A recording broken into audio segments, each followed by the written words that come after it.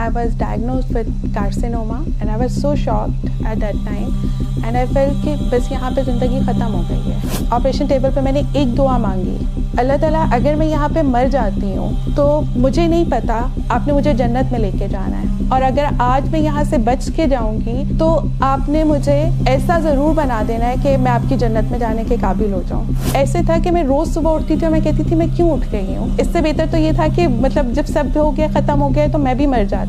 मुझे लगता था ज़िंदगी का कोई मकसद ही नहीं है कि आप बस सब ख़त्म हो गया। ज़िया भाई की एक वर्कशॉप थी पीसी पिंडी में and I call my friend और उसे कहा कि एक वर्कशॉप है, मुझे नहीं पता किसकी है, लेट्स गो, चलते हैं। और वो वाली वर्कशॉप अटेंड की मैंने। मुझे लगा कि मुझे जाके जो होप फील हुई, मुझे दोबारा से ऐसे फील हुआ कि लाइक है अभी ज़िंदगी में कुछ ना कुछ है करने को।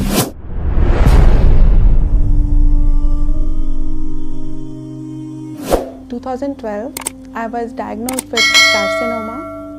मेरी फैमिली में कोई हिस्ट्री नहीं थी, बट ऑल ऑफ सडन और डॉक्टर ने बताया कि I am diagnosed with carcinoma and I was so shocked at that time and I felt कि बस यहाँ पे ज़िंदगी ख़त्म हो गई है, आगे आई डोंट नो कि मैं सर्वाइव करूँगी नहीं करूँगी।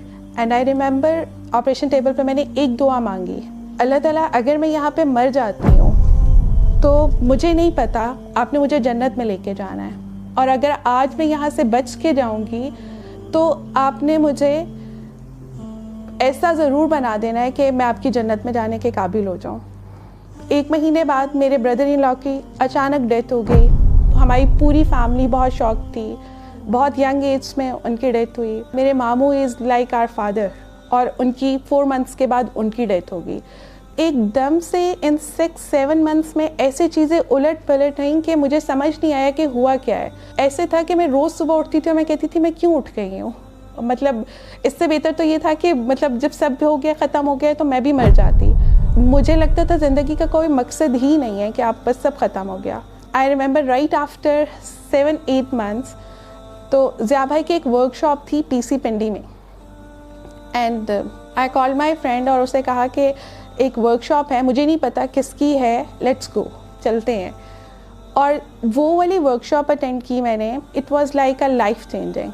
मुझे लगा कि मुझे जाके जो होप फील हुई, मुझे दोबारा से ऐसे फील हुआ कि लाइक है अभी ज़िंदगी में कुछ ना कुछ है करने को। एक जो होता है ना कि आपको एक छोटी सी रोशनी नज़र आती है, तो आई वॉज लाइक कि हाँ कुछ है। And slowly and gradually I started volunteering with YC. उसमें मुझे पता लगा कि रियल सिस्टरहुड क्या होता है, मतलब वी ऑल वर फ्रेंड्स। और उसके बाद फिर मुझे लगा कि नहीं, जिस तरह से इनका कुरान का नॉलेज है, मुझे कुरान को समझना चाहिए। मतलब एक डायरेक्शन आपको मिलती है ना, उससे पहले आपको नहीं पता था।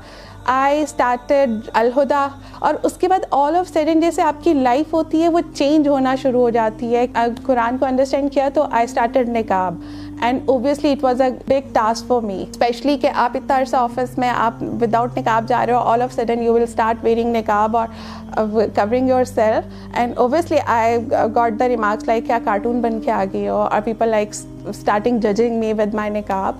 तो उस टाइम पे मैंने एक बात की थी, वो है ना कि अल्लाह ताला कहते हैं वतु इज़्ज़ु मन तशाओ वतु ज़िल्लु मन तशाओ। तो मैंने कहा अल्लाह ताला ये चीज़ मैंने purely without any worldly benefit, ये मैंने सिर्फ आपके लिए की है, और आई एम श्योर कि आप मुझे कभी भी इस चीज़ के लिए मुझे दुनिया में जलील नहीं करेंगे, लोगों की नज़र में वो नहीं करेंगे।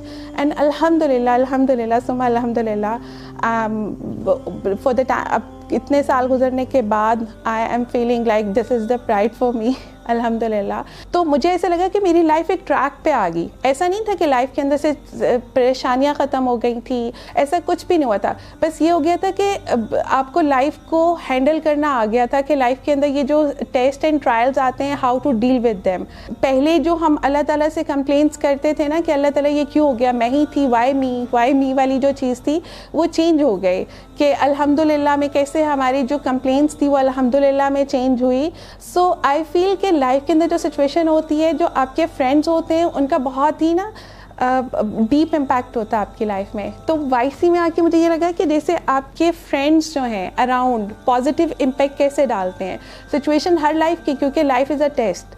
और आई रिमेंबर अभी कुछ साल पहले मेरी सिस्टर की डेथ हुई एंड अगर मैं अपनी लाइफ उस वाले टाइम के साथ कंपेयर करूं जबकि ये बहुत ही क्लोज मेरे रिलेटिव्स की डेथ हुई थी और जब मेरी सिस्टर की डेथ हुई थी, obviously it was so much pain for us, but my friends from YC, they all were with me and they were all connected with me through calls, through messages, and they are coming to meet me.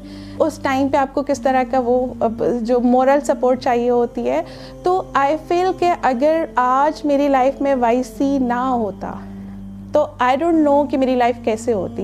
Obviously वो ऐसे ना होती जैसे कि अभी मैं गुजार रही हूँ। अगर मैं अपनी लाइफ को ज़रा एनालाइज करूँ तो मुझे लगता है कि YC is the main thing. जैसे मैं क़यामत वाले दिन अल्लाह के पास जाऊँगी तो मैं कहूँगी अल्लाह ताला जी ये मैंने किया है, और इसमें मेरी जो इंटेंशंस थी वो प्योरली ये थी कि मैं आपके लिए कोई काम करूँ।